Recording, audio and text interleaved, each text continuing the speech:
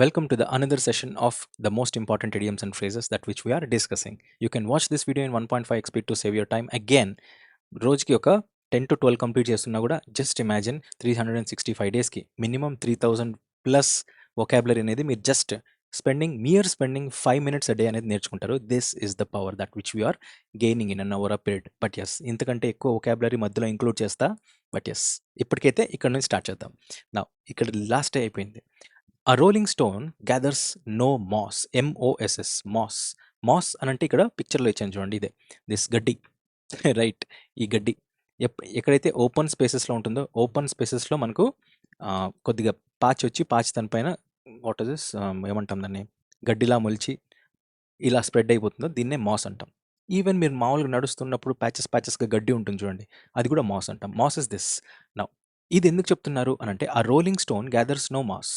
ఇవన్నీ ఎక్కడ డెవలప్ అవుతాయండి? ఇవన్నీ ఎక్కడైతే వాట్ ఇస్ దిస్ దానిపైన స్టెబిలిటీ ఉండదో, లేదా దానిపైన ఎప్పుడు ఏ గ్రౌండ్ పైన అయితే నిల్వ ఉంటుందో వాటర్, ఏ గ్రౌండ్ పైన అయితే వాట్ ఇస్ దిస్ మట్టి ఉండి కొన్ని వాటర్ నిల్వ ఉంటుందో, అక్కడ మాత్రమే ఇలాంటివి పెరుగుతాయి. అలా కాకుండా మనం వాట్ ఇస్ దిస్ దీని మీద అందరు నడుస్తూ ఉన్నారు, పోతూ ఉన్నారు, అలా ఉన్నప్పుడు ఈ నీరు నిల్వ ఉండదు. అండ్ మోర్ ఓవర్ ఆ మినరల్స్ కూడా అక్కడే ఉండవు. If that is the case, ఆ చెట్టు, ఆ మాస్ అనేది మొలవదు.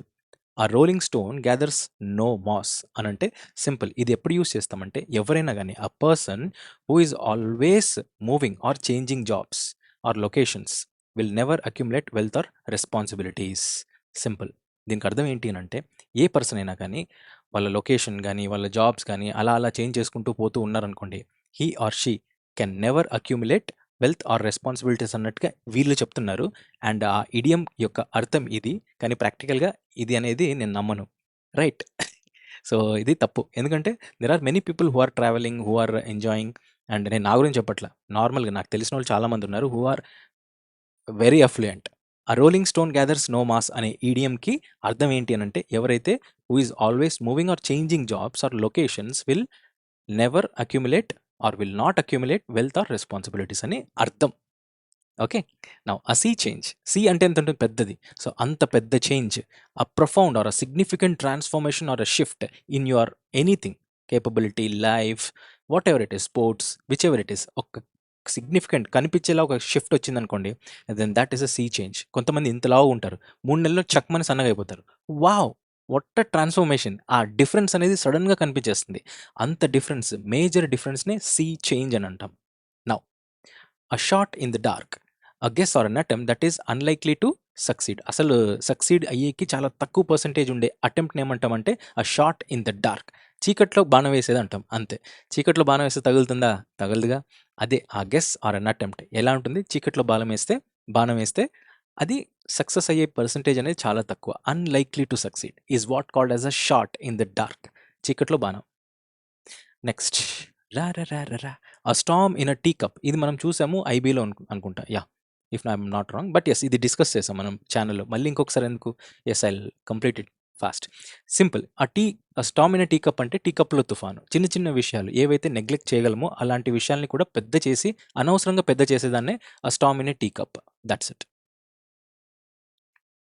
ఇంకోసారి చదువుతాం మీకోసం. A small or insignificant problem or a disagreement that is blown out of proportion.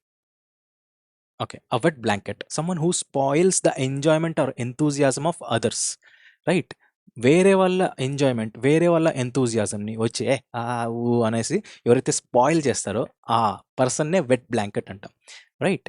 Wet blanket అని ఎవరంటాం? ఎవరి అవతల హ్యాపీనెస్ ఎవరైతే స్పాయిల్ చేస్తారో వాళ్ళనే వెట్ బ్లాంకెట్ అంటాం. Next, a wolf in sheep's clothing. ఇక్కడ అపాస్ట్రఫీ ఎస్ వచ్చింది because it is a living బీయింగ్కి పొసెసివ్ కేస్ రావాలి. అందుకే possessive cases represent with apostrophe S, అందుకే షీప్స్ క్లాతింగ్. గ్రామర్ కూడా ఇక్కడే కంప్లీట్ చేసేస్తున్నా. మెల్లగా గ్రామర్ గుడికి వస్తా, అక్కడ కూడా వెయిట్ అండ్ మినిట్. ఆ wolf in a sheeps clothing, ఆ వుల్ఫ్ ఇన్ షీప్స్ క్లాతింగ్ అంటే ఏంటి? షీప్ క్లాత్ వేసుకొని ఎవరు వచ్చారు? వుల్ఫ్ వచ్చింది. అంటే someone who appears harmless or friendly but actually they are dangerous and deceitful. మోసకరమైన వాళ్ళు. ఓకే, మోసపూరితమైన వాళ్ళు. ఇలాంటి వాళ్ళు సొసైటీలో ఎంతోమంది ఉన్నారు. Do comment in the chat box if you see. Yes, చేయాల్సిన అవసరం ఉంది. It is worth. అంటే ప్రాక్టికల్గా అలానే ఉన్నారు. రైట్. ఆ వుల్ఫ్ ఇన్ షీప్స్ క్లాతింగే చాలామంది నవ్వుతూ ఉంటారు. అదే కదా చెప్పేది. We very logical. నవ్వుతూ ఉన్నంత మాత్రాన అతను మంచోడు కాదు. స్ట్రిక్ట్గా ఎస్ ఇంతే అని చెప్పినంత మాత్రాన వాళ్ళు చెడ్డోళ్ళు కాదు. It is again perspective, again అది పెద్ద broader concept. But yes a wolf in a sheeps clothing అంటే మంచిగా కనిపించే చెడ్డవాడు, మంచిగా కనిపించే చెడ్డవాడు. అ వుల్ఫ్ ఇన్ షీప్స్ క్లాతింగ్ అంత. Above board honest, open and legitimate. Honest, open and legitimate. ఎవరైతే అబవ్ బోర్డ్, ఒక బోర్డు ఉంటుంది, ఆ బోర్డు పైన అదేదో అంటారు కదా, మంచం కింద నుంచి, మంచం అంటున్నాం ఇదేదో టేబుల్ కింద తీసుకోవడం, టేబుల్ పైన తీసుకోవడం, అబవ్ బోర్డ్ అని ఉన్నారంటే one who is above board is honest, open and legitimate. Above board, board అనే పదం మళ్ళీ వస్తుందండోయ్, గుర్తుపెట్టుకోండి. బోర్డ్ అనే పదం వస్తుంది. అబవ్ బోర్డ్, బోర్డు పైన అంటే honest, legitimate and open. Honest అనేది గుర్తుపెట్టుకోండి. Next Achilles heel. Achilles heel అని అంటే a vulnerable or a weak point. మీకు గుర్తుండింటుంది, ఇక్కడ పొసెసివ్ కేస్ గురించి చెప్పా. ఆ పొసెసివ్ కేసులో అపాస్ట్రఫీ ఎస్ ఉండాలి అని చెప్పాను. బట్ హిస్సింగ్ సౌండ్, ఏదైతే హిస్సింగ్ సౌండ్ వస్తుందో ఆ హిస్సింగ్ సౌండ్కి అపాస్ట్రఫీ ఒకటే సరిపోతుంది, ఎస్ అవసరం లేదు. If that is the case, this is what I just wanted to tell it you. ఇది కూడా పొసెసివ్ కేసే. అక్లీస్ అనే పర్సన్కి అపాస్ట్రఫీ ఎస్ వస్తుంది. అండ్ ఈ హీల్ గురించి కూడా మనం డిస్కస్ చేసాము. What is this? మనం డిస్కస్ చేయాలి, అది వేరే వాళ్ళతో డిస్కస్ చేస్తే. అకిలిస్ హీల్, అకిలిస్ యొక్క పాదం అనేది వీకెస్ట్ పాయింట్ అతనికి. The vulnerable or a weak పాయింట్నే అకిలిస్ హీల్ అని అంటాం. రైట్. అపాస్ట్రఫీ ఎస్ రాదు ఇక్కడ, ఎందుకంటే హిస్సింగ్ సౌండ్ వచ్చే నౌన్స్కి అపాస్ట్రఫీ మాత్రమే పొసెసివ్ కేస్గా డిస్క్రైబ్ చేయబడుతుంది. That's it up. Across the board, ఇప్పుడే చూసాం బోర్డ్ అనే పదం మళ్ళీ వస్తుందని చెప్పా. ఇక్కడ కూడా అంతే. అక్కడ బోర్డు పైన అబవ్ బోర్డ్ అంటే ఆనెస్ట్, ఓపెన్, లెజిటిమేట్. ఇక్కడ అక్రాస్ ద బోర్డ్ అంటే బోర్డ్ ఇట్లుంది, right. Board across the board అంటే టోటల్ బోర్డ్ అంతా అఫెక్ట్ అయ్యేలాగా. Affecting every one or everything within an organisation or a system or a society. Suppose ఏదన్నా కానీ మనకి డిస్ట్రిక్ట్కి హెడ్ ఎవరు? కలెక్టర్. అండ్ ఒక్కొక్క డిపార్ట్మెంట్కి ఒక్కొక్కరు, రైట్. కలెక్టర్ ఇప్పుడు ఏదన్నా ఒక సపోజ్ ఎలక్షన్స్ జరుగుతున్నాయి, ఇలానే అందరు లైన్లో నిలబడాలి అని అంటే whom does it effect? It affects every one and everything, every process and every one. అలా ఎవ్రీ వన్ అండ్ ఎవ్రీథింగ్ని అఫెక్ట్ అయ్యే ఒక కాన్సెప్ట్ ఏమంటాము అంటే అక్రాస్ ద బోర్డ్ అంటాం. So which is affecting every one and that is across the board affect అవుతుందని, అంటే అందరినీ effect అవుతుంది అని అంటే across the board. It is affecting across the board. Every one అనే పదం దగ్గర it is affecting every one అనకుండా it is affecting across the board అని అన్నారు అనుకోండి, అంటే అందరినీ ఎఫెక్ట్ అవుతుంది, అందరినీ ఎఫెక్ట్ చేస్తోంది అని. సో బోర్డ్ అనే పదానికి రెండు ఉంటాయి. ఒకటి అక్రాస్ అంటే ప్రతి ఒక్కరిని ఎఫెక్ట్ చేసేలాగా అని, అబోవ్ అని అంటే ఆనెస్ట్ అని, right. Actions speak louder than words, right. మాటల కంటే చేతలే మనకు అదేమంటాయి, నిరూపిస్తాయి. Action speak louder than words అంటే మాటల కంటే చేతలే నిరూపిస్తాయి. ఒక మనిషి గురించి యాక్చువల్ ఎవరు అనేది చెప్తాయి. What someone actually does is more significant and important than what they say that they will do. ఇది నేను చేస్తాను అని చెప్పేదానికంటే ఎవరైతే అది ఏదో ఇంకొకటి ఏదో చేస్తూ ఉంటారో అదే నిజం. చెప్పేది కాదు నిజం, చేసేదే నిజం అనేసి. That is what actions speak louder than words.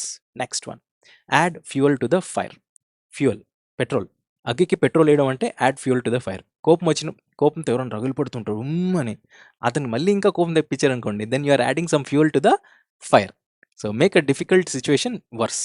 Make a difficult situation worse. This is it and this is all. We'll call it a day. Yes, I'll meet up with you in a next video session with a later concept. Yes, take that. Till then, what is this? You revise this and you also, what is this?